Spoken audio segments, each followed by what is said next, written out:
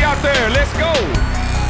God bless everybody jumping on right now. What's up, y'all? God bless y'all. Hey, what's up, Christy? Raymond, Ernie, Jessica, God bless y'all.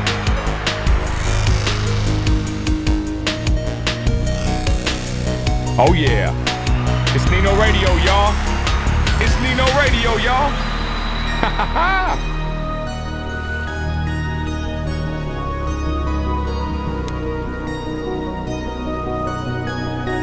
Come on in, ladies and gentlemen. If you have a question, put a Q and drop your question for the guest, y'all. Let's go.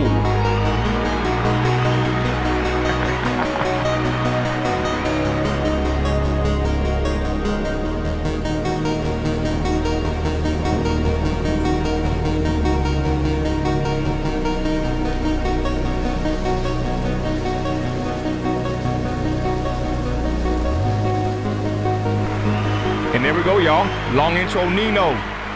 Shout out to my Patriots, y'all watching. God bless y'all. What's up, KB? KB's in here. God bless everybody watching right now, y'all. It's a special episode of Nino Radio. We've been longing to do this for a while. I got sick a while back, so we had to kind of cancel. Then I've been working in the oil field. Y'all know how that goes. So today we got a special guest, ladies and gentlemen, and it's an honor to have her on here. Before I introduce her, y'all, just want to tell y'all thank y'all for joining us on the YouTube. Please like, comment, subscribe. If you have any questions, put a big capital Q in honor of Don Q. Put a big old Q in front of your question, and I can ask her. I can pinpoint your question easier on the screen there. So anyways, y'all, we interviewed Juanita Broderick, correct? And what had happened is she gave us basically this contact. I've never heard of Leslie Milwee whatsoever, right? And Juanita gave us this contact and said, man, you need to hear this story. If you think my story was crazy about Billclinton, wait till you hear this one with Leslie. And we trust Juanita. You know, she's an awesome patriot, awesome, public figure. She retweeted me also. God bless Juanita. And so without further ado, and without talking and running on, y'all, I'm going to introduce the guest here. Please, y'all, help me give a warm welcome, the Nino family, the Team Nino and the Nino Radio family. Let's introduce our guest here, Miss Leslie Milwee, ladies and gentlemen. Thank you. Thank you so much for having me. I really appreciate it. Hello. And sadly, you are correct. In fact, Juanita Broderick is one of the main reasons that I came out when I did. My story is old. I was a TV reporter in Arkansas. That was my first big job. I was kind of an overachiever, graduated from high school when I was 16. Went on, and my first gig was a reporter in Fort Smith, Fayetteville, Arkansas. And at the time, this was 1980, at the time Billclinton was a newbie governor. It was his first term as governor. He had been the attorney general. And we had a crisis that happened pretty immediately after I started, and that was the Cuban refugee crisis. I don't know if any of your viewers remember, but in 1980, Castro basically opened his prisons. There were a lot of political prisoners and, religious Christian people that were being prosecuted, but there were also some bad people that came over. So overnight, a 25,000 person town basically popped up right outside of Fort Smith, Arkansas. Hey, Leslie, I don't mean to cut you off, but is it kind of similar? Is it kind of similar to what you saw with Del Rio? Is that something? Absolutely, absolutely. Wow. I mean, there weren't really a lot of women and children. Anyway, they aren't the ones that came to our area. It was mostly men, young men, and not many family units. So I don't know if it was luck of the draw or what. But I inherited, that kind of became my beat. I went and did a story every day that I worked and, talked. I gave special interest stories, but I also talked to, political figures and everything, because people were very upset that this town had sprung up. And there started to be an issue with violence, and people didn't want to stay in there. It was supposed to be a holding area for 6 or 8 weeks, and it turned out to be years. And Leslie, real quick, I don't want to cut you off. Forgive me, but who was the president at this time? Jimmy Carter was the president. Okay. Real quick. Ronald Go ahead. Reagan, during this time, right after this happened, took office right at the end of my tenure in Arkansas. But Jimmy Carter was at that time. In fact, he came to Fort Chaffee, and I had the dubious honor of meeting him. I never thought we'd get one worse, but gee, look where we are. Okay, Yeah, I totally so agree. so I'm doing my story, and the very first time I met Bill Clinton, or the first couple of times, I noticed that he kind of gravitated toward me, and I'm this young girl, really young. And Uh, Leslie, and I don't want to cut you off. Forgive me, but no, you're not. I would like to get kind of the backstory real quick, just real quick to lay the foundation before we even get to the monster, if you don't mind. Okay. So you're basically in what city again? Can you clarify that? I cover Fort Smith, Arkansas, and Fayetteville. So pretty much we were billed as the Northwest NBC CBS affiliate.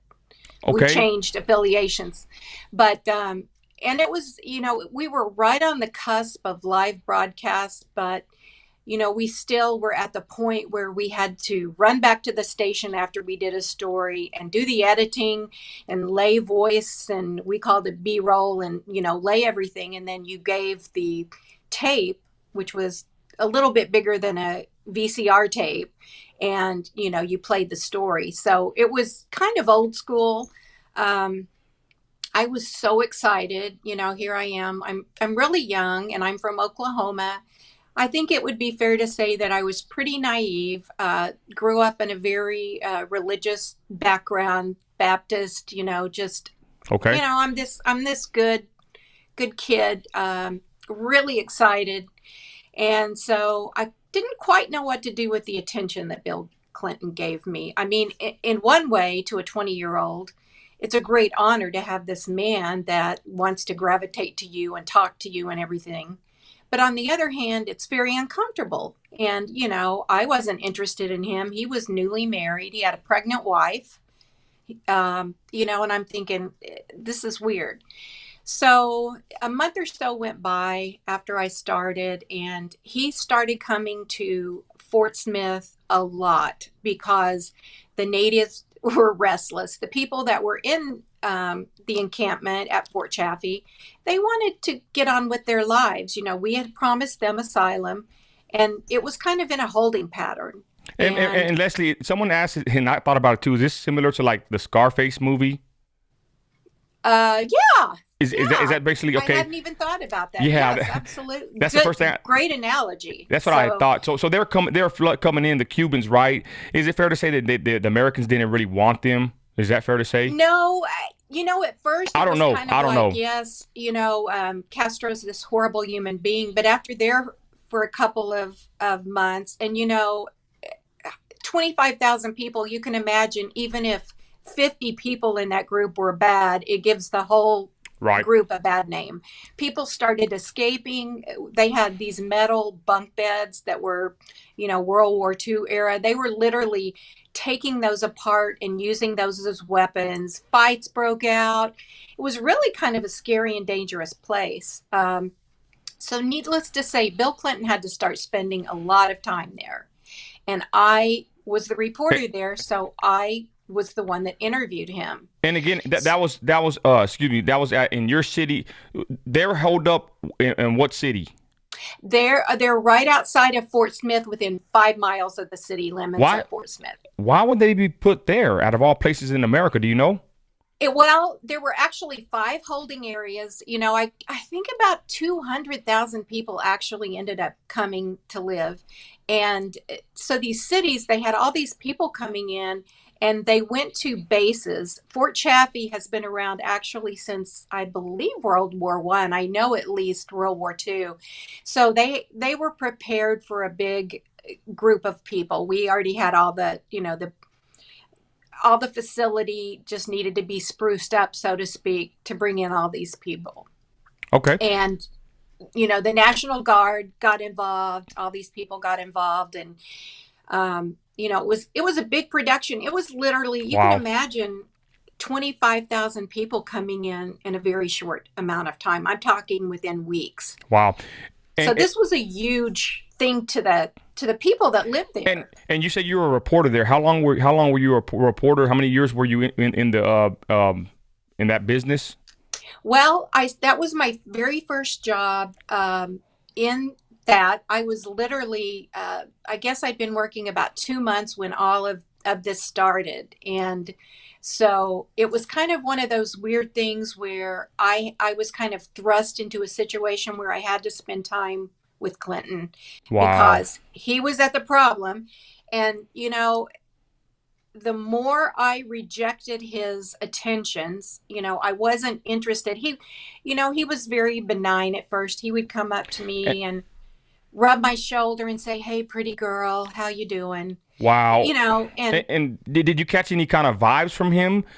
oh yeah, Okay, oh yeah, Leslie, real quick, but before you met up with him, so I guess you were basically a brand new reporter.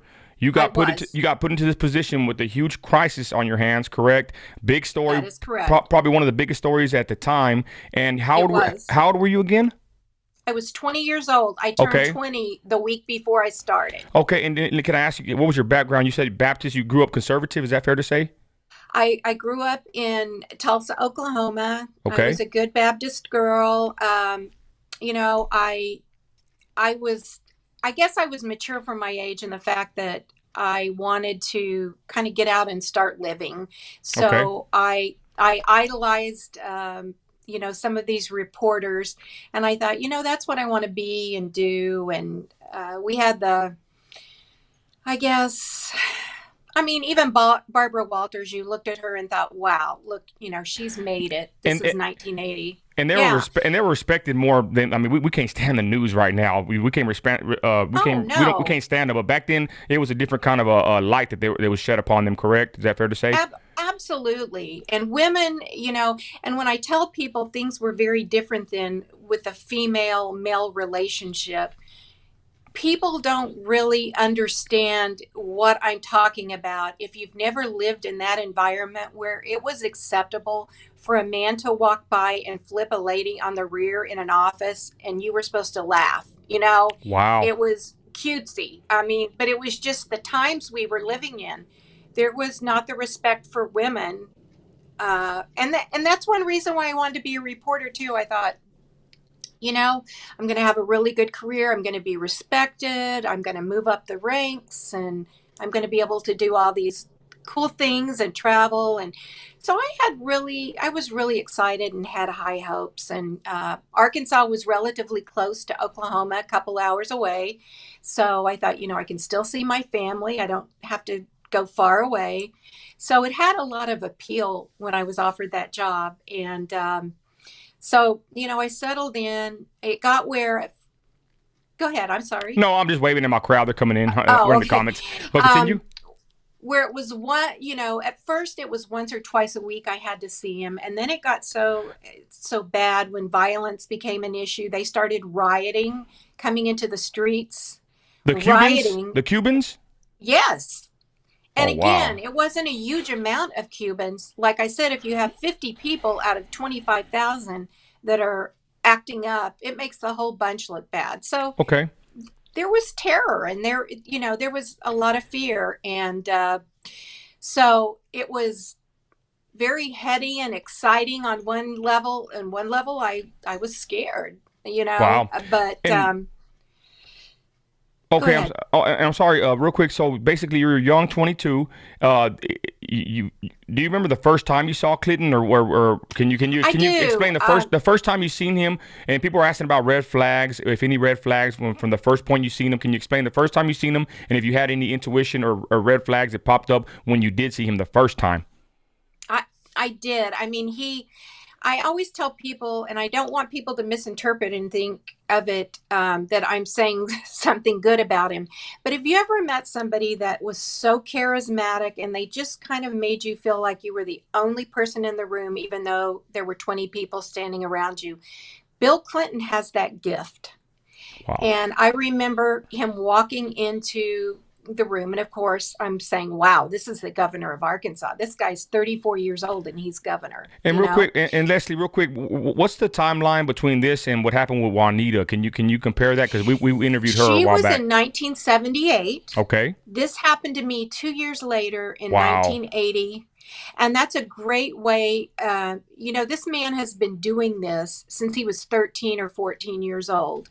He raped a girl named Kathy Shelton that he went to school with. I believe he was in high school. I think she was in middle school. Maybe she was older too, but she's come out and told her story. She doesn't really like to be in the limelight.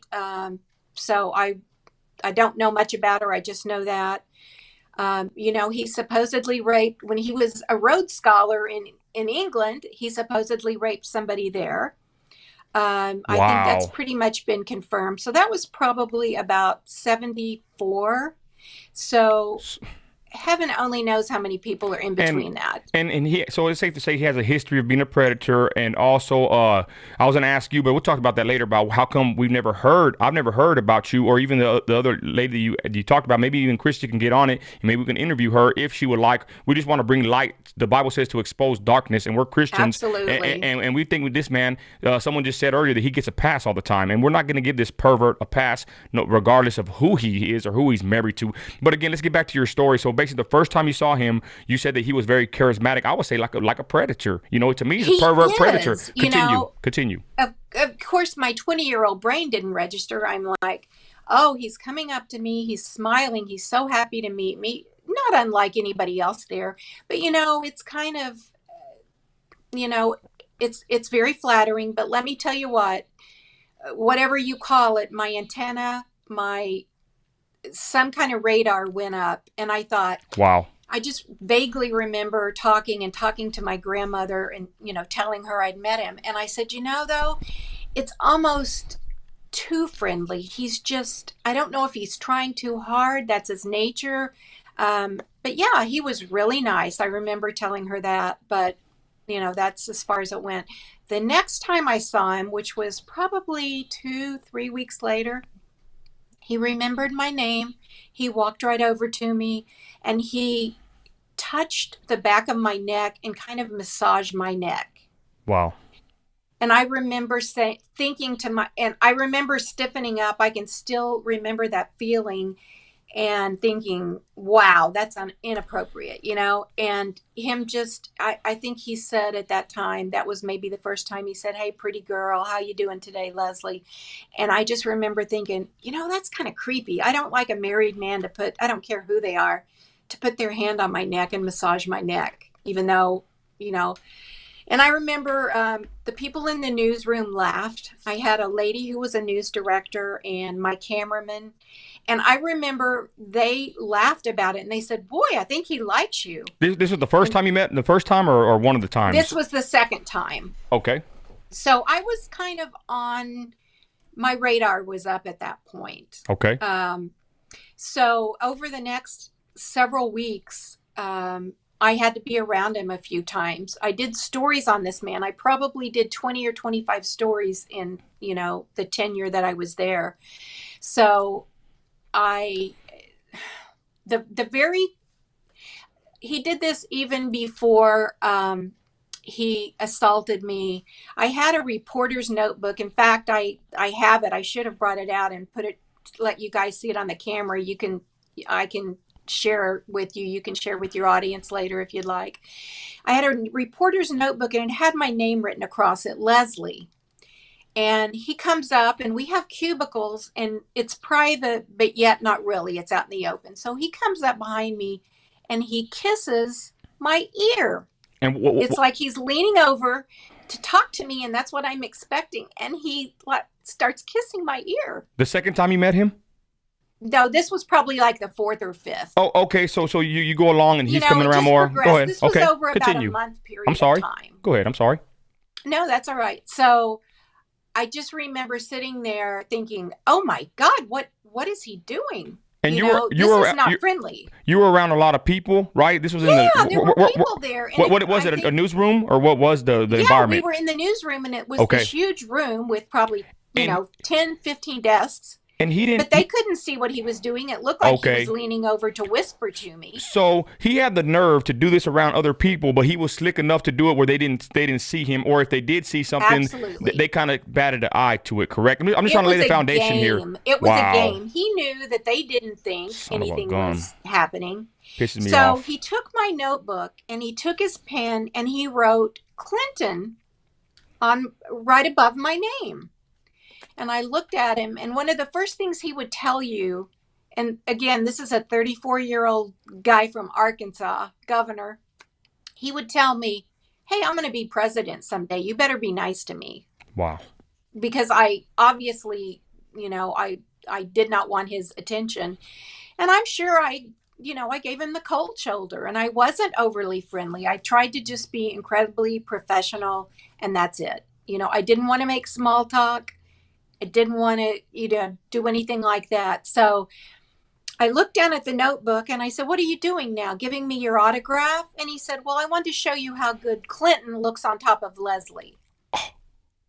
This man said that to me, and I'm just flabbergasted. I mean, And he was given a sexual innuendo right there, correct? absolutely. Wow. I look back. I love what my grandma said. Wow, he was setting the stage for you, and maybe he was taking my temperature a little bit to see how I would respond. I don't know, but I was mortified and shaken, and I, went ahead and did my business. And probably the next time that I saw him, I've known him at this point a couple of months. I've, seen him 8 or 10 times. And we have an editing room. Each reporter was also, I had my own cameraman, but I had to edit my own stories and lay down, voiceovers and everything when I wasn't doing a standing shot. So I go back to this room. It's about the size of a walk-in closet. And there is equipment all the way around this small desk. So you have access in kind of a U shape. Right behind me is a doorway. And it's such a small area that the chair has to be pushed up to the desk area to even open the door all the way. That's how small it was. So I'm in there working one evening. We're probably 10 minutes till airtime. So I'm trying to hurriedly finish the story. And the door opens behind me, and I assume it's one of my colleagues that they're telling me to hurry. They need to use the equipment. So I don't even look back. I just continue what I'm doing, and I feel hands go on my shoulder from, like this from behind. And then I feel the hands go down to my breasts and travel further down and start massaging me. And I just look out of the corner of my eye, and it's Clinton. And I immediately tried to grab his hands, and like pull him away from my breasts and everything. And I immediately start saying, leave me alone. I do not want this. He then starts to get up against me. Because he's standing and I'm sitting, we're in like a swivel desk chair. His genitals are on top of my neck, and he starts humping me, like doing these sexual acts, and starts telling me what he's going to do. And, I'm frozen. I didn't do anything for a second or a minute. And then I started trying to pull away. And then I remember saying, leave me alone. You have a baby that's 2 days old. That's how I remember. It was March 1st because she was born like February 28th. I said, you have a newborn baby that I just did a report on. Leave me alone. I do not want this. And I started crying, I'm sure. I remember being really angry, but I remember being terrified too. So he continues. He touches me all over, tries to touch my pants, goes all over my body, hunching me from behind. And just as quickly as it started, he abruptly stopped, turned around, and walked out. So I try to get my bearings, and I'm thinking, okay, what do I do? If I tell someone, are they going to believe me? If they believe me, so what? I'm going to have to give up my job because he's governor and I'm a peon. So I thought, don't overreact, uh, you know, get your bearings. So I sat there for about 5 minutes.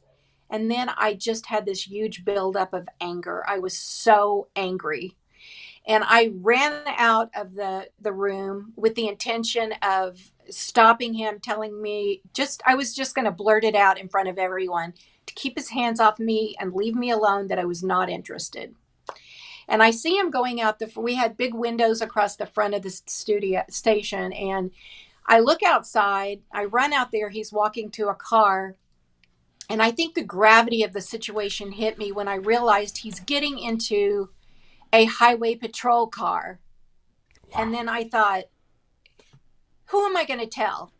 What am I going to go tell this highway patrolman, that he just assaulted me? You know, what's going to happen? Nothing. I'll be the bad person. What if they don't believe me? So my day was almost over at that point. I went home. I was very, very close to my grandmother, and I called her and I told her what happened. And of course, we both sat there and cried. And, we went through all the stages. Are you sure that's what he was doing? Are you sure it was sexual? I'm like, yeah, when I have a penis on my neck, I'm pretty, I'm pretty sure I know what's happening. And real quick, I want to interject something that kind of rings familiar with Juanita's story, that he's with the police. He is the police. I mean, how are you gonna go against this man when he got that power? Maybe that's why he was just drunk off of power and he was doing, such perverted acts. But continue. So I saw him about halfway. So I was probably 10 or 15 feet from him. He was between the highway patrol car and the studio. And I said, hey, I just want to tell you one thing.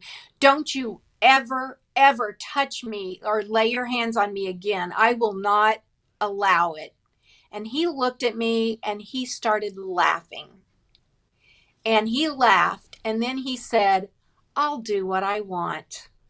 You don't seem to understand who I am, and I'll do what I want to you or whatever. So then he gets in the car and drives off.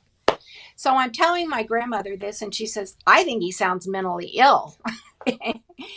Of course, now, time's gone by. We know that he's just this sexual deviant and predator. But, my grandmother and I talked, and she says, well, I'm really afraid for you, because somebody that will have that response that he gave to you after you confronted him, that's pretty scary stuff. And I said, okay, well, I'm going to do everything I can to never be alone around him. I'm going to try never to have to edit a story. But you know how it is. You have to have your story ready to go to air. So I'm kind of between a rock and a hard place. I'm like, he knows that I have to be back there between 5 and 5:30 to do the 6 o'clock news. So I'm worried to death about this. I go home. I talk to my mom. I talk to my grandmother, and we're debating on how, if it ever should happen again. So my grandmother almost has me convinced that, he was probably just testing you. And do you feel like you gave off any vibes? And I'm like, absolutely not. I made it clear from the first time he put his hands on my neck and massaged my neck that I wasn't interested. Yeah. And she said, okay, well, so the next time it happened, I'm sitting there dreading it. He's on the phone. It was before cell phones. He's on the phone. He's on some conference call or governor's call. I'm not sure what. And I thought, oh, dear Lord, help me. I have to go in and I have to do this story. And so I remember asking my cameraman and other people, hey, do you think you could put my story together? Oh, we're doing our own. We got to hurry. You better get in there. So I go in there, much like the first time. I guess he was just, watching to see when and where I was going to go. He follows me in there, comes into the room, does the same thing, only this time it's much more violent. He literally pushes me down so hard I'm pushed against the desk area. He starts humping me again to the point he ejaculated. And I just remember sitting there thinking, God, please, please let this be over with. I can't do this. I cannot do this. And real quick to interject. I mean, I guess that to me, I think that right there is already a form of rape right there. It Doing is. It is. and so he does this, but continue. I'm sorry, I just had to interject that. No, How does you know? To be honest, I'm a man. I'm a Christian, and you know I feel like we're to protect women, right, and respect women. And to hear this pervert what he did to you, right, and we haven't even got to the worst of it, and then to Juanita and to the countless others, it really chaps my hide. It really upsets me. The pages in the comments are very upset too. But I'll let you go and continue. But just know that we feel for you, Well, and I appreciate that. we really are against people like him, perverts, sickos, and we don't hold back on that. We are really against him, and we're here to expose them. But continue, Leslie. Sorry about that. Okay. So I was devastated. Obviously, I remember going home sobbing in my apartment, and then it wasn't that I was afraid of functioning. I just had this fear in the back of my mind. Okay, it wasn't a one-time deal. This man is actually, and he became more aggressive too when he would see me in the day or when I went to Fort Chaffee. Single me out. To me, I talked to my news director not too long ago, and she said, I was always amazed. And of course, she said, we had no idea what was going on, but we did know that he liked you because he would make a beeline for you. And he really didn't beat around the bush about that. And I said, yeah, I know. I dealt with it, and it was just a horrible daily worry that I had. And at that point, after it happened the second time, I was like, I can't allow this to happen again. I don't know what I'm going to do, but I can't have him do that to me again. And my grandmother was so devastated too. I think she tried to put on a brave face for me, but she was also, old time, raised in the Depression. She said, honey, you're a woman and no good is going to come out of this for you. Even if you do go to the authorities and you do file charges, which you have every right to do and should do, you're still going to wear the scarlet letter. He's the governor. He's this very popular man, and you're just, you're this young girl. Even if they do believe you, which you're believable, so what? Your career's over. And, I agreed, and I said, but at what cost? What do am I better off? Because then I had kind of developed a fear of him. And I thought anybody that will do that to another woman, or do that to a woman and do it to another human being like that. So just, it was just so intense. And I thought I can't do it again. So my grandmother said, I'll tell you what, because I was terrified at night. There would be nights I would not sleep because I thought, he doesn't know where I live. I'm probably safe. But what if he comes to my house, or what if something happens? And so my grandmother, she locked up her home and she moved to Arkansas to be with me. Wow. That's how, we were both afraid. So she quit her job. She moved in with me in Arkansas. And I have to admit, I felt better. I felt like I had not only an ally, and, I thought about telling people that I worked with, but again, then it gets out, you can't put the genie back in the bottle once you do it. I'm like, and they don't know my story. Do I really want to tell anybody else, or do I want to be the one that, comes forward? So, I wrestled with that in my mind. But I did pretty good for about 2 months, 2 or 3 months. I avoided him like the plague. Wow. I would do my story, and I would only do it. I wouldn't do anything at the station. I had told my manager, I can't even remember what I used as an excuse, but I only did it there at Fort Chaffee when we had lots of people around, and we were not in any real private situation. And I started feeling a little better. I thought, I think he finally gets it. I think he finally gets that I'm not interested in him, and, deluding myself. But nevertheless, you do things in your brain to try to cope, I guess.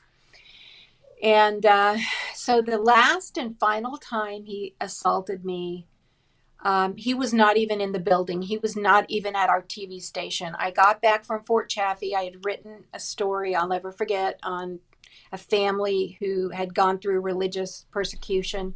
And I was really excited about the story. And I think I was real wrapped up in that too. But he was not even there. And I went into the editing room and the dreaded doorknob, but he wasn't there, so I didn't even think it was him. And I remember saying, not even turning around, "Hey, I know I'm running late with this story. Give me a minute and I'll finish up." And I heard the door shut, and I thought, "Oh no!" And I looked around, and he's there. Okay, and real quick, Leslie, this is the last time he assaulted you. Is that correct? Correct. Okay, and this happened from the span, you said a couple of months went by where you wouldn't see him. What happened from the time you met him, and they're still having the Cuban crisis. So from the time you met him, how many months till this final assault happened? About 7 or 8 months. And you didn't have any kind of idea or inclination that he was going to be showing up that day to the station? Oh no, Okay. no. Because I had been there.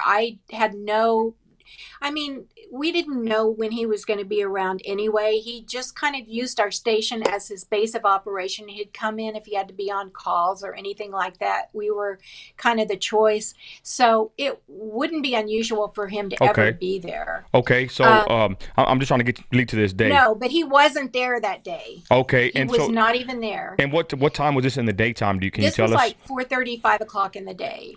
Was it a revolving door? Was it open day and night, the station, or how what was the Yeah, pretty situation? much. Okay. Yeah. Okay, Yeah. so around closing time, or I would say for us 4 or 5, that's when you were alone in a room, correct? And that's when he That showed is up. correct. That's when the predator Billclinton showed up. Is that fair to say? Right. Okay. I found out later that he had come into the station, and of course he knows timing, and he says, "Where's Leslie?" And of course, innocently, I think one of the people said, "Oh, she's probably editing her story. We're getting ready for the news." So, I realized it was him again, and I just remember just bursting into tears and thinking, I cannot go through this again. And it was amazing because each time that he did it, not that he was ever tender, but the first time um, it was not so aggressive. The second time was very aggressive. The last time he did it to me, he was just brutal, pushing me down on the desk, just ejaculating on me, just getting on top of me, and just his aggression and his voice and his demands were just so vicious and vile. And I had fear. I have to say, I was scared to death. And I remember sitting there crying. And I think at one point he told me to shut up. And, I thought, how can I stop this? And he finished doing what he was doing and left, walked out the door. And Did you ever I think was of, just about to lose it. did you ever think about did you ever think about yelling or yelling out to anybody? Yeah, but then what happens? He quits doing what he's doing. And I say he's touching me or he's violating me. I mean, again, does it do any good?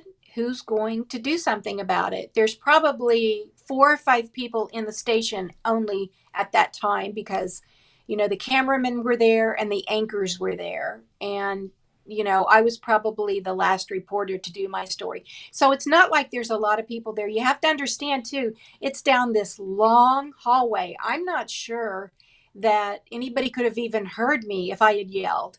And it had to be that way because you're editing all this sensitive stuff and you've got all this equipment. You have to have privacy and, it has to be in a quiet area. I agree. And so he attacks you, correct? And when this is happening, someone had asked earlier, did you hear anything? Well, I'll get to the questions in a minute, but continue. So he attacks you. It's over, and then what happens after? I mean, you said it was So pretty he pretty walks violent. out the door, Yeah, go ahead. and I just remember thinking, and it's weird how little weird things will pop into your brain. I remember thinking, thank you, God, that I finished the story because I could not function. And I remember handing my tape to one of the the interns or the aides that were helping. And I went into the bathroom, and I think I'm cleaning off my neck, and I'm crying. And there was this older lady that had a local show, a lovely lady. And she saw that I was so distraught, and, my hair, I'm sure, was sticking up, and I was just shaking like a leaf. And she said, "What in the world is wrong?" And I almost told her then, but I said, "I've had a really bad experience. I really don't want to talk about it." And she says, "Okay, well, honey, if you want to talk, let me know." I've wondered, she passed away, or I would have asked her if she had any inclination. But like my news director told me later, yes, we knew he liked you, but we had no idea that he was doing that to Oh, you. okay, so before we get there, so you ended up telling. So okay, so he does this. You go compose yourself. Did you tell? Who did you tell after that? Your grandmother, or who did you end up telling from I that went point? right home. I left that bathroom. I grabbed my purse, and it was kind of surreal. I remember I lived right by the station, Wow, and I remember driving home and running up the stairs crying. I remember I was just sobbing, and I opened the door, and I didn't have to say anything to my grandmother. wow, She knew what had happened. She said, wow. "Honey, we have to get you out of here. We can't do this. You cannot live like this." And I remember saying, "But it's not fair. This is a really good job that I love, and this is what I wanted to do." And she says, "There'll be other jobs, but there's not another you. And this man has mental problems. Wow. And I don't care if he's smart and he's the governor. He's got some major issues, and you can't be around that anymore." So I composed myself. We sat there and talked. She had a wonderful calming influence on me. And I said, "Okay." And so I remember getting ready for bed, and we were sitting there, and it was 10:35. Um, we didn't have any of the lights on. We were getting ready to go to bed. And I lived upstairs in a corner apartment, and I hear on the metal steps, footsteps coming upstairs. And there were only two apartments upstairs. And the person that lived across the hall from me was very elderly, and I knew they went to bed at 8 o'clock. So I thought, who is coming to my house this late? So we're sitting there on the couch, and we kind of hesitate, nothing happened for a minute. And then this pounding on the front door, my door. "Leslie, Leslie, it's me, Bill. Open the door." What?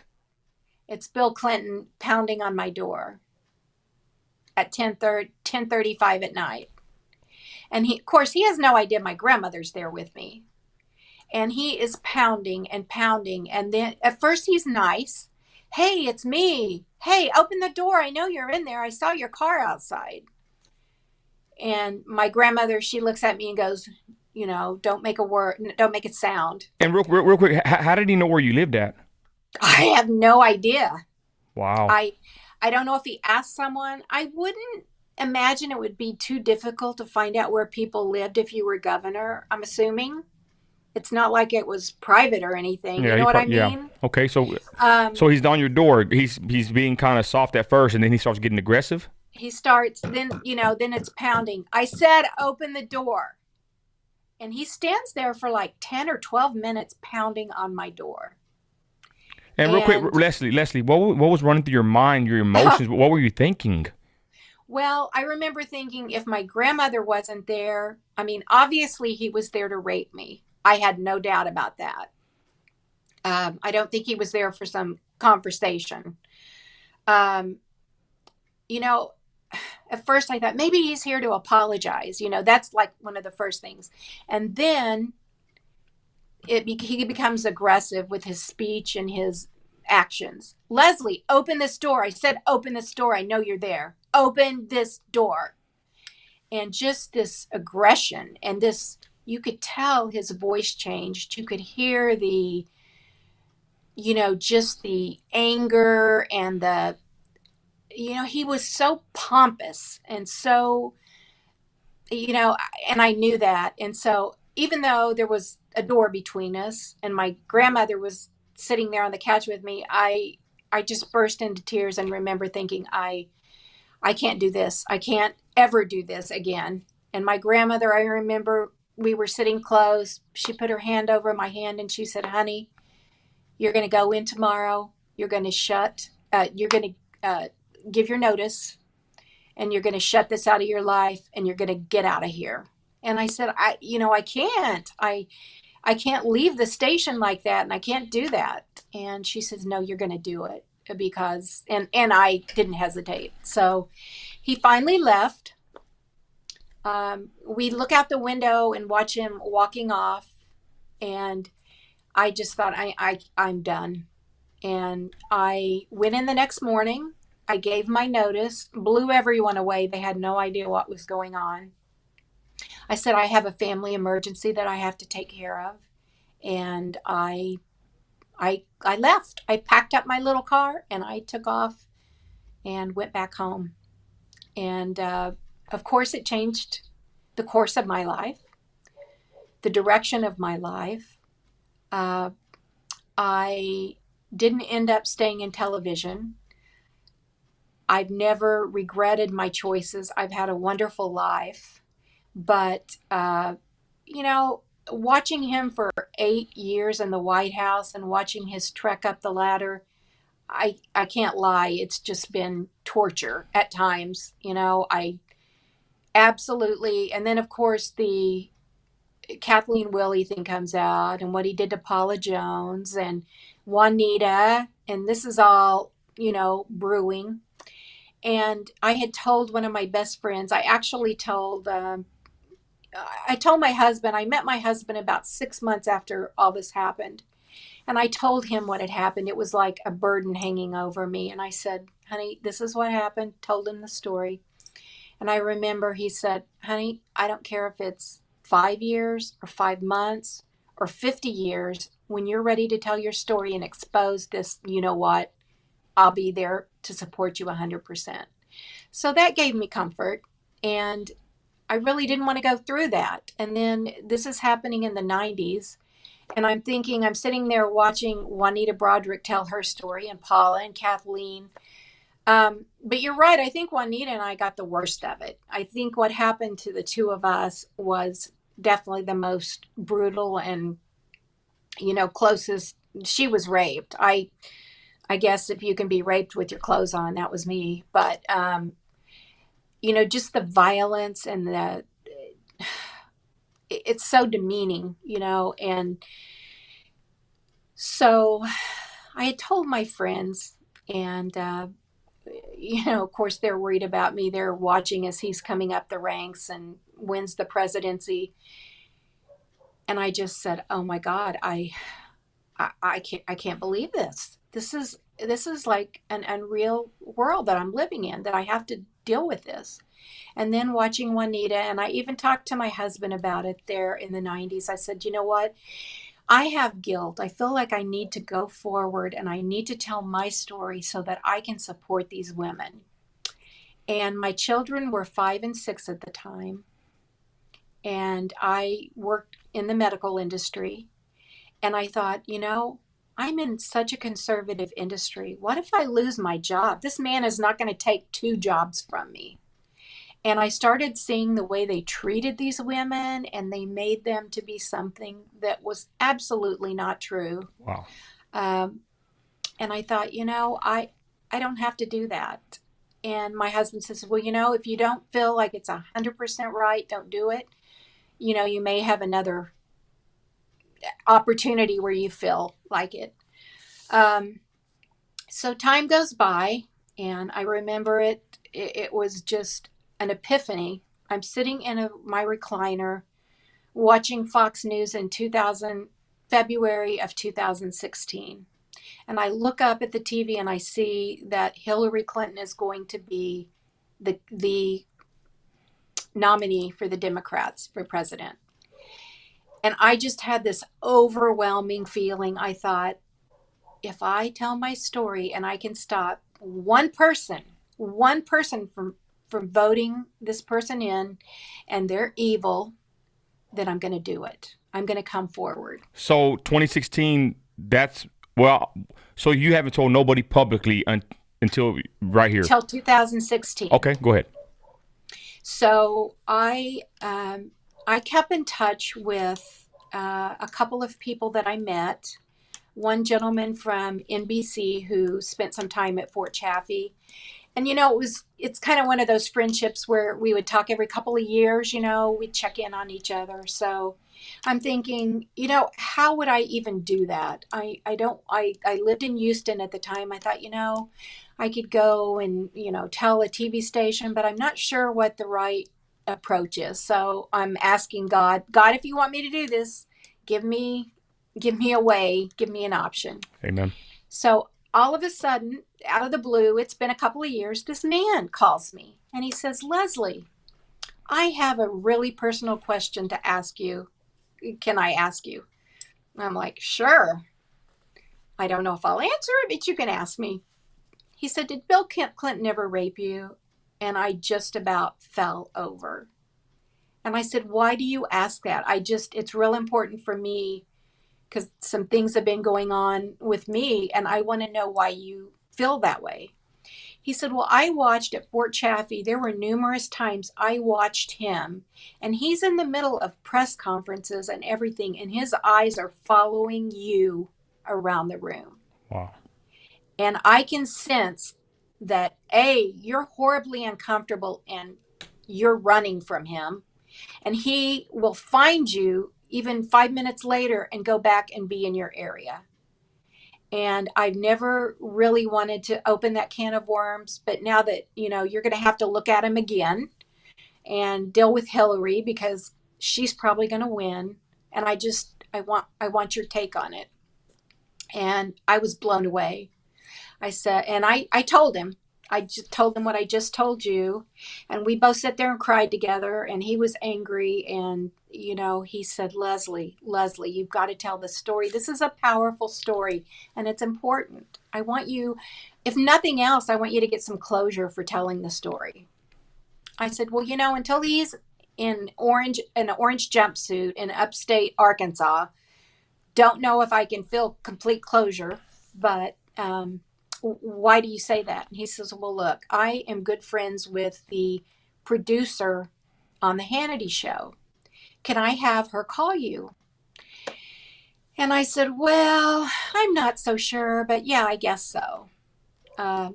So one Sunday night, I'm sitting there and I pick up the phone. I say hello. And you got to admit, he's got a recognizable voice. I hear Sean Hannity. Hey, it's Sean Hannity. Can you talk to me? Wow, And he so called you. he's called me. Wow.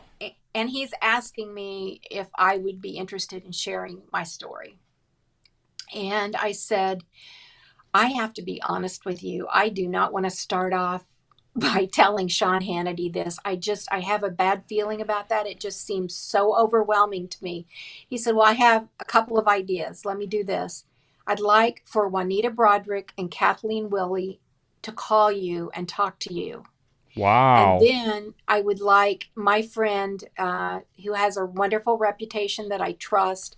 His name is Aaron Klein, and he's with Breitbart. And I would like you to talk to him. Would you consider talking to him and giving him your story? And it can be printed and it can be put on the internet, as a video. But then you can talk to me, and then we can, if you feel like it, then we can kind of take baby steps. And I said, that sounds more manageable to me. But, I said, I gotta think about it, just let me think. So a day or two later, I get a call from Juanita. She is the most wonderful, gracious, precious woman. Kathleen was as well. Kathleen Willie has been great to me too, but Juanita took me under her wing. She talked to me for hours. She shared her story with me. I knew bits and pieces of it, but I didn't know the whole thing and what he'd done, everything. And I think we sat there and cried and got mad and chatted. And I talked to her several times, and she agreed that the plan that Hannity had formulated was probably a pretty, good plan. So I said, God, if this is your will, and I'll be darned, the next week, my son, who lived in Baltimore, came down with pneumonia and almost died. So I ended up going to Baltimore. This was the summer of 2016. So I said, okay, God, I know you're telling me not to do this. If you really want me to do this, you open a door. And I know you shouldn't negotiate with God. We all know that. But so a little bit of time went by, and Juanita called me again and said, I really, I really would love for you to tell your story. And then Aaron Klein called me. And I mean, he vetted me. He checked everything about me. He checked, make sure I didn't have a record or, anything bad. So I said, look, the only thing I'm guilty of is allowing it to happen. And I don't know if you can even say that, because I tried my damnedest to pull him off of me. But, so he didn't know the whole story. He knew bits and pieces. And I went to, Breitbart flew me to New York, and I had never told the story from start to finish, I realized. So I'm sitting there, there's a couple of cameramen, there were a couple of assistants, and I remember sitting there filming, and Aaron was across from me. And I remember looking at them as I'm telling the story, and I'm already so emotional, thinking, wow, I had never really gone this way before and told everything. And I see all of them, and I see them all crying as I'm telling this story. And it was just so cathartic. It was sad and it was emotional, but it was so amazing that I was able to tell it. And Aaron said, the reporter, thanked me, and he said, I'm going to air this tonight. This was about 4:00 in the afternoon. And he said, it's going to hit the internet on Breitbart. Wow. And this is what's going to happen. Are you okay with that? It's going to be about 10:00 tonight. So just beware. Juanita's, and, he was really great about saying these women have had death threats. They've dealt with scum, people that are either so stupid they don't get it, or they're protecting them. I don't know which one. But so I went back to my hotel room in New York City. I remember going out and getting a salad and coming back in the room, and my phone rang, and it was Steve Bannon.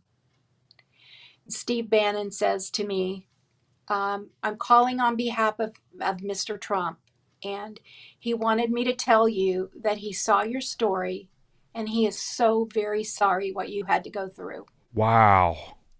And I remember just thinking, oh, I'm so glad people know I'm telling the truth, and they understand. When I hear these people like Christine Blasey Ford and all these people, well, I'm not sure what town. Yeah. Well, I don't know what year. You know what? I can tell you what I was wearing. I can tell you the necklace I had on, what color my nail polish was, what he smelled like, what, everything. Exactly. And so I'm sitting there, thinking this. And so he says, Aaron and I want to come see you for a minute. And I said, sure. And I'm in this hotel room. So I noticed right off they put like a guard on my door. How scary is that? Wow. I know. I'm who is that person? This is the night that they dropped the interview, right? Or yes. Okay. I'm like, wow. Why do I need that? Leslie, hold on, Leslie. We're Trumpers over here, so I got to give a big shout out to President Trump. That man, he cares about the people. Are you a Trumper? Are you a Trumper? Oh, absolutely. Were you before they had the car or not? How'd that work? I was an escalator Trumper. I couldn't wait till that man got to the bottom. I was day one when he came out down the escalator. I was day one Trumper. A lot of us here are, and we give credit to him. We love Trump, and just to hear him, make the reach out to Bannon to call you and tell you that we know Trump. To me, he seems like a kind of guy that would care, even though he's a rich billionaire. I think someone like Trump, he can really connect with the average everyday person. Absolutely. So he loves his country.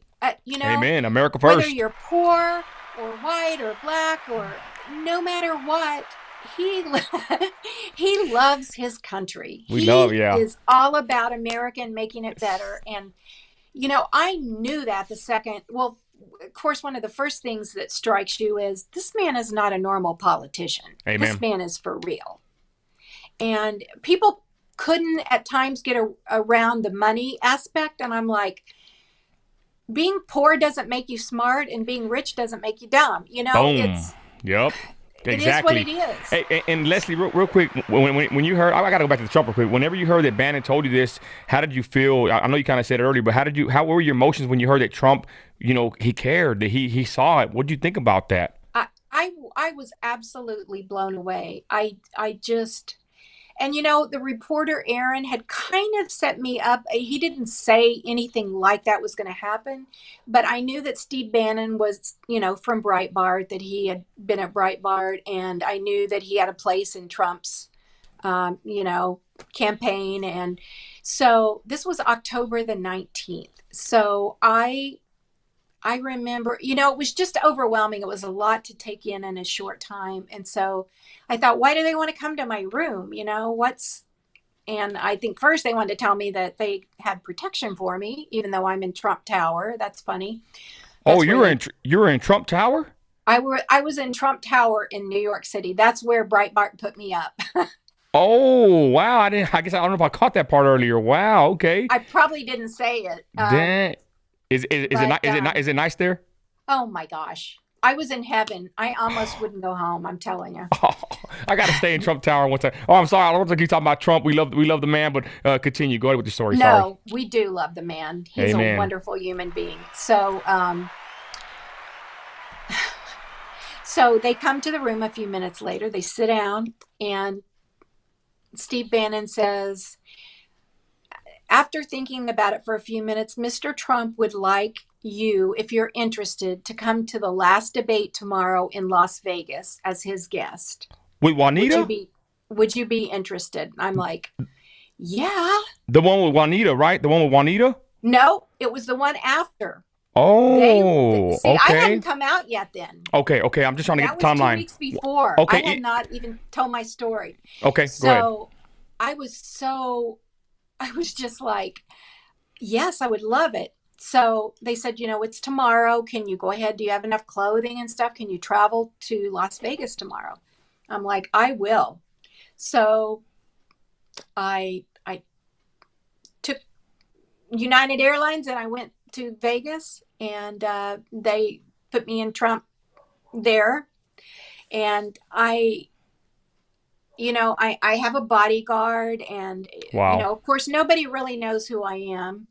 I'm kind of alone there. I don't really know anyone. And I was treated so well. I ran into Ivanka in the elevator. Wow. She didn't know who I was, but I said, hello, how are you? She was so lovely, Wow. so lovely to me. Didn't know me from Adam. Knew I was probably with the campaign or something, because I'm with these people. And real quick, Leslie, who gave you the bodyguard? Who set all this up? Breitbart, or who did that? You know what? I never knew for sure. I am assuming Breitbart. I am wondering if this is my opinion. I have nothing to prove this, but I'm thinking Trump and Steve Bannon are talking. Yep. And they're saying, hey, I just saw this. Uh-huh. You better protect this girl when this comes out. That sounds like something an alpha male like Trump would do, right? Absolutely. I kind of feel like Trump did it, but anyways, we'll continue on. So yeah, go ahead. I've never even thought to think that, or maybe it was Aaron saying, after seeing this interview and doing it, I'm kind of scared for you, because this is really bad against the Clintons. So anyway, so I'm there, and I am privileged enough. We're going to the convention center. They send a limo for us. I wanted you to see the dysfunction in the family. I love this. I love this part. There's these limos pulling up. There's a limo for Hilaryclinton. There's a limo for Chelsea and her husband. There's a limo for Billclinton, and there's a limo for the brother of Hillary. How many limos. They couldn't even ride together. How do you know this? Because I was in the group with them. We all lined up together, and I'm watching people get in the limos. I am with Wow. 3 FBI guys At this point. at this point in Okay, the continue. limo. Wow. I am with Liddy Denier, who was the fiance of Ambassador Christopher Stevens, who was killed in Benghazi. I was in a limo with the parents of another one, the Stevens, and I was with Barack Obama's brother. Those people were in the limo with me. Hold on. Hold on. I got so many things to ask you here. Real quick. Oh, so Barack Obama's brother, the one that does tweets and he looks kind of like he lives in another country. He really does love Trump, like we see on the He memes. does. Wow. He does. He was living in Africa at that time. I don't know if he still does. He had on his African garb. This is crazy. And everything. He was a super nice guy. Really, really a nice guy. I became fast friends with Liddy, who was, Christopher Stevens' fiance. She and I, to this day, that happened 5.5 years ago, and we're still, we speak often and text. So we're sitting there and we watch all the limos go by. So we see, and the Trumps, and I didn't finish the limo part. The Trumps all came together. Wow. In one limo. What is and real quick, you pointed this out. I think we're not stupid or naive. What do you think this means when you see the Clintons pull up in multiple limos and you see the Trumps pull up in one vehicle? What are your thoughts on that? Well, just being married for a long time and Right. having a family, I thought, how dysfunctional do you have to be that one day out of the year you can't even ride together in the same car? You can't ride with your wife to support her, or you can't even ride with your children. And then here come the Trumps, and they're all together. There's 7 or 8 of them in there, or 9. And so they're doing all these sweeps and stuff, looking for bombs and everything. They won't let us in, but everybody else got to go in. Our limo was the last one, even though we were second to get there. And our FBI guy kind of got mad, and he says, "What's going on? It's 10 till 6. This debate is starting in 10 minutes. We got to get in there." So he gets out of the car. He goes up to the security checkpoint, and he demands that they let us in. They were trying to keep us out of that debate. Was that what you think happened? Because I saw you make a face, so they're trying to stall y'all, correct? Absolutely. Did they know? Hold on. Did the Clintons know that you were there on the premises? I'm sure. Yeah, they probably got word, correct? Well, I know they know because I got a ticket that was personalized to the debate, and I was going to be sitting next to Sarah Palin, and he was going to be catty corner from me. Oh, about Sarah Palin. God, wow. Did you meet her too? Yeah, let me tell you the funny part about Sarah Palin. God, oh my God. I wish, I love that woman. Loves But continue. Sarah. Yeah. So I am. Wow. I'm like, what do we do? This is new to me. I have no idea what's going on. And so Leslie, well, no, continue. I don't want to cut you off. I'm sorry. I just had to make a point. But go. Well, I just want to say real quick. People are saying, how would they not know? And it's because with Juanita and them, they kept it secret to the very last minute. And I guess you're saying you sat there and they had your name on the list, so I'm pretty sure they knew at that point. Yeah, but continue. I mean, they knew a day ahead that I was going to be there. Okay, but continue. I'm so sorry for cutting you off. I'm sorry. No. I love the dialogue. Okay. So finally, I mean, one of our FBI guys is literally yelling back and forth, "We're going in." So we finally get through the gate. They do the security check. So I get out of the limo, and Liddy and, the other 4 or 5 people, and we go up to the table, and of course everything's screened, and they wand you. And so I put my purse on the table for them to, look through. And the security guy at the front says, "Oh, I'm sorry, you can't come in." I said, "What are you talking about?" He said, "Oh, your purse is too large. Didn't anyone tell you you can't carry a purse in here?" I said, "That's crap. You're not going to do that to me." He's sitting there arguing with me, telling me I'm not coming in. I look up in front, and there's Sarah and Todd Palin right in front of me. And we have to take these golf carts over to the doorway to the entrance to get in. So I'm sitting there arguing, and of course she doesn't know who I am, but she knows I've got a ticket. and she knows who I'm with. She knew who the Benghazi parents were and stuff. She's sharp, right? Sarah's Oh, very sharp. You know what she does? She reaches back, she grabs my arm. She said, "You don't have to take this shit." And we Ooh, and what did she do? She just pulled you in there? She pulled me through that gate, and we hopped on one of those things, and she looked over at me, you know, and she goes, "You don't have to put up with that. You don't have to put up with that." What a woman. Boom, man. Praise God for Sarah Palin. Palin. You're my hero. Oh, man. How interesting. This okay, so continue. So y'all rushed through there. Y'all are just going. And it's 1 minute till 6. And so we are beating it to try to get in there. Who's driving the golf cart? Who's driving the golf cart? Some security guy, an FBI guy, I think. And then, so, you know, there's 8 or 10 of us on this golf course.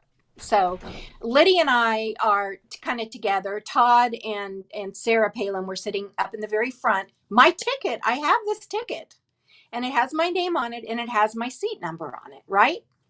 So Sarah and I are looking and comparing. I'm going to be right next to her in the front. So we're both walking up there. She walks. I have an arm come down in front of me. And I said, "What? It's about to start. I got to go." He said, "You're not going up there." I said, "What are you talking about?" I said, "My seat's right there." And who was this? A man? This was a Secret Service guy. And I said, "Yeah, I am going. Watch me."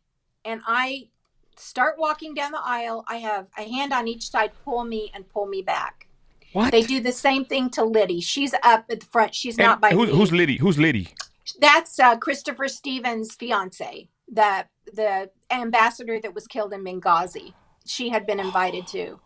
Okay, and real quick, this is before or after the Juanita, when Juanita and them went? I'm sorry, I know you said earlier. This was 2 weeks after. After Juanita. Okay, this was the very last debate. Okay. I think it was the 20th of October. Okay. So I was infuriated, you know. And I have to admit, Sarah gave me a little extra pep in my step for being so bold. I was she just encouraged like, you. She encouraged you. I'm going up there with Sarah. Here's my ticket. Okay. They would not let me. They took my arm, they took Liddy's arm, and they pushed us to a different section. Who's they? The FBI did? The FBI did. They separated y'all. Secret Service. They separated us from the main place where we were supposed to go. They would not let me go sit in the front. They made me go sit at the side, and Liddy went with me. Well, she starts crying. She's so incredibly upset that they would dare do this to us. And I just was mad. You know, I'm thinking, Clinton. The Clintons did this. You know, those pigs, they did this. So I'm sitting there, I'm watching the debate. I'm just infuriated. And about halfway through the debate, I got up. I saw the 2 Secret Service men that had pulled me away, and I went up to them and I said, "I just want you to know, shame on you that you take orders from those pathetic human beings known as the Clintons. I'm ashamed of you. I'm ashamed my taxpayer dollars pay for you, because you should have done the right thing, because I was a guest of Mr. Trump, and these people have controlled life long enough."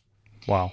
And I was just so angry. And one of them said, "I hear you, girl. I hear you." Wow. But, you know, they're following orders.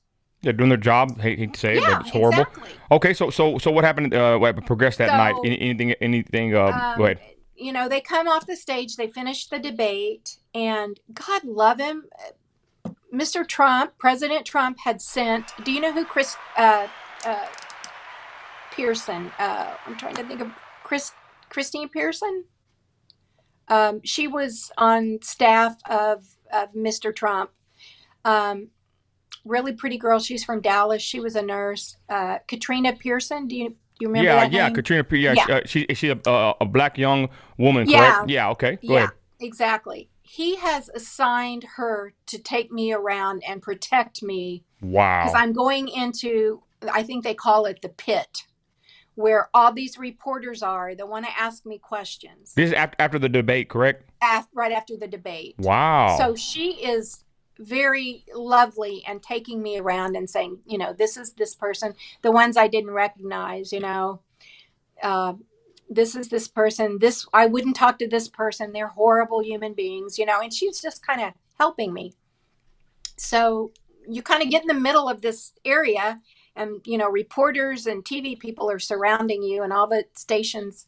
So I talked to Hannity, I was on there, and a few others. CNN didn't have any interest in talking to me. Wow. MSNBC, Rachel Madcow, she didn't want to talk.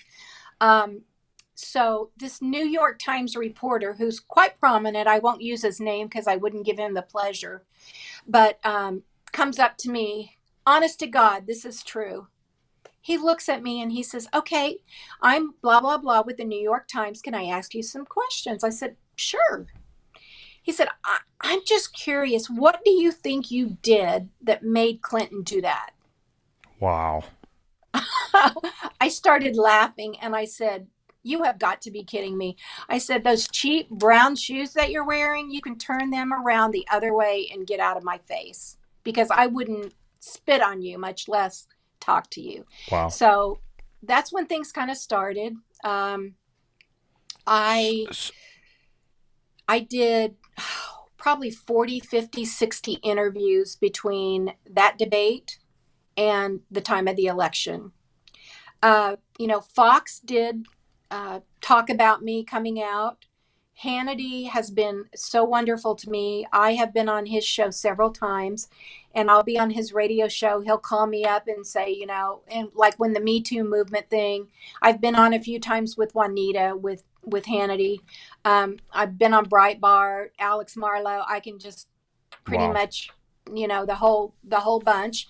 I always want to talk to people if they want to hear what the story is. I'm always happy to tell it. It's not easy to tell it, but I want people to understand the gravity of evil and just the horrible human beings they both are. And so, it's funny. It will die down, and then something will happen, like when the Kavanaugh thing happened.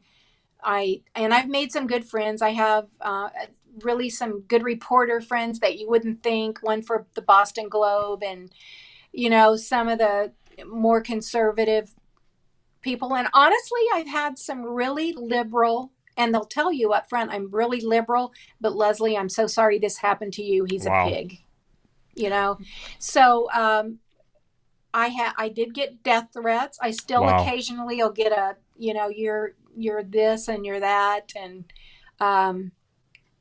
I continue on. I know Juanita has been wonderful she wants me to tell my story. And it's just been a matter of so many people, A, don't know about me, and B, the mainstream media isn't interested in my story. Well, we know how they are. Absolutely. They cover what they want. But continue. I'm sorry. No. So, that was pretty much it. It was a whirlwind time.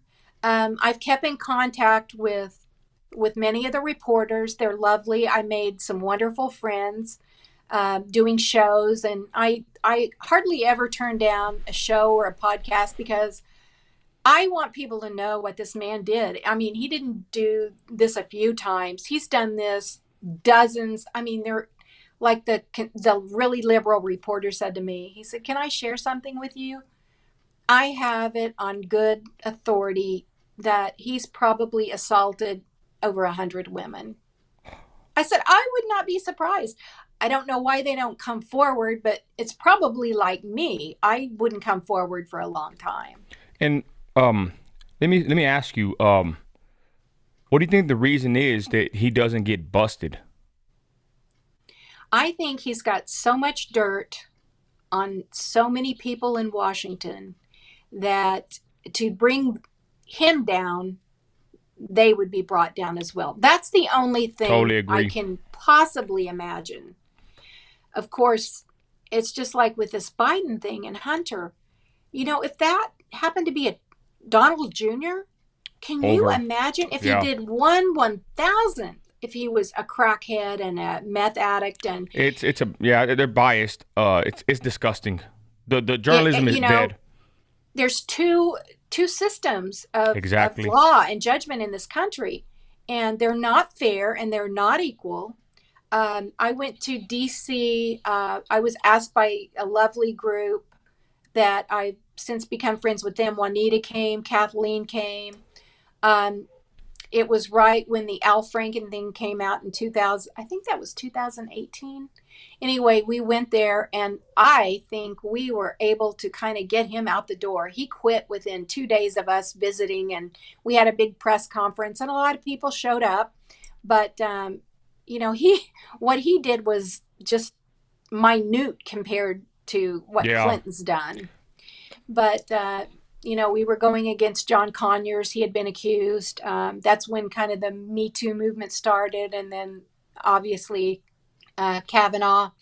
So I'm always ready to jump in and help the cause. I need help. I need people to, want to hear the story, and I'm happy to tell it. Yeah, awesome. Leslie, we really appreciate you telling your story here. We're winding down to the end of this segment. I want to get to some questions before we do so. But on behalf of me and my staff and my team, my producer and the YouTube family, we're sorry for what happened, but we're thankful that you're Thank speaking up. you. We're thankful, yeah, you're welcome. But we're thankful you're speaking up because think about it. If there's 100 people or more, I've only heard about 3 to 4, especially really detailed like you and Juanita. I've only heard of 2. And these Right. names, some people don't even know who these people are, to be completely honest. But we're saying that we have your back. If you ever want to come back on, you got something more you want to tell or get off your chest, or you got any more info you would like to give us, our platform is open to you. I just want to thank you for coming on here. Now, Thank you. if you don't mind, I want to get to the questions. We have some questions saved here. Sure. Ed says any personal threats, but you answered that one. I want to go to Tyler says, how does Weinstein get convicted for using his position for evil, but not Bill? Kind of what I was saying earlier, how he doesn't get busted. But what's the difference between Weinstein and Bill? Do you see any kind of correlation or any kind of parallels?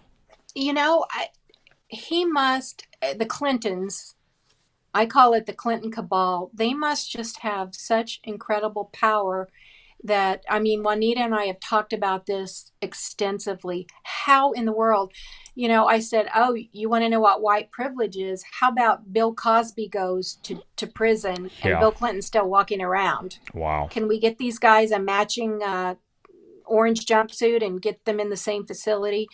And it's like Epstein. Epstein didn't commit suicide. Let's be real. He was. They get rid of people that are going to bust them. And so let me say it right here on the record. I will never shoot myself in the back of the head and suicide myself. So just know that if Yeah. anything, and I say that jokingly, but you know, uh, they've had dozens and dozens and dozens of people killed, and I think when people know too much about them or people are threatened, they think they're going to die. I don't think they're going to come forward. They don't squeal on them. And Okay. that's what I think. I mean, in my mind, I can't think of anything else. Why else would these people continue to get by with what they do? They're too powerful. Juju asked this: does she believe he can have children? Does she think that Chelsea is his real daughter? Because Juanita said that he whispered in her ear that he was sterile. And again, Juju says, does she believe that he can have children? What do you think about Chelsea? Is that his real daughter? Go ahead. I don't think so Okay. for a couple of reasons. One, I do not think that the Clintons probably ever had any or little sexual relationship. I believe that she is a lesbian, Okay. and I mean that's just what I feel like. I could be wrong. Me too. She Um, looks like a butch lesbian in my yeah, she opinion. does, Okay. and I feel like I heard rumor. I had a reporter friend who has a friend that worked on their detail, and he talked about how her and Uma Abedin were really close, if you know what I mean. Kind of Okay. walked in on him, kind of thing. Wow. So I have to. That was kind of always in my gut feeling. If you'll notice, even defending him over all these years, it was more like it wasn't like uh, you betrayed me by having sex with somebody else. It was like, I'm going to stand by my man. It just always seemed kind of disconnected in a way. I don't think Okay. she was ever jealous sexually of his endeavors. I think it was all about her power and how it would affect her in the future. Yeah. Okay. And I think they struck up a deal Yeah. many, many years ago that you're going to have your turn and then I'll have my turn. Wow. Donna's asking, did she know about Juanita when this happened to her? And again, I think you clarified you didn't know about Juanita's situation. No, You, I had no idea. okay. Juanita's story didn't come out until, I think, if I'm not mistaken, she was being subpoenaed in the Monica Lewinsky thing, Yeah. in the case. And I do remember during that period of time, that few years going through the impeachment and everything, it was kind of a joke. We knew that he was having a thing with Jennifer Flowers in Little Rock.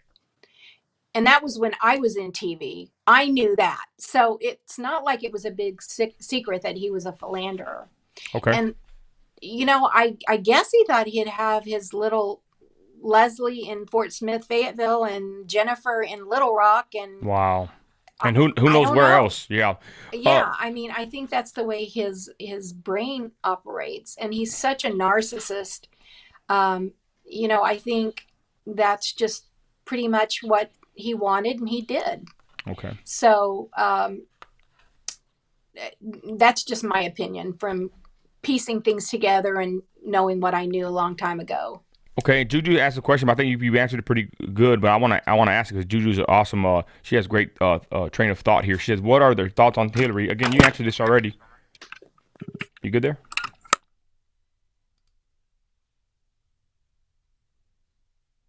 Hold on, y'all have some difficulties here. Boom. Awesome show, right, y'all? It's litty. We'll get her back on, y'all. This went on longer than I thought. Y'all, a very interesting situation here. I'm not trying to make light of this whatsoever, but very similar to Juanita's story, y'all, correct? Very interesting to what happened with her. I had some, parallels while she was telling her story. I believe her. I believe this woman, straight up. She'll get on here in a minute, y'all. I'll send her the link, and here she comes. She's coming back, y'all.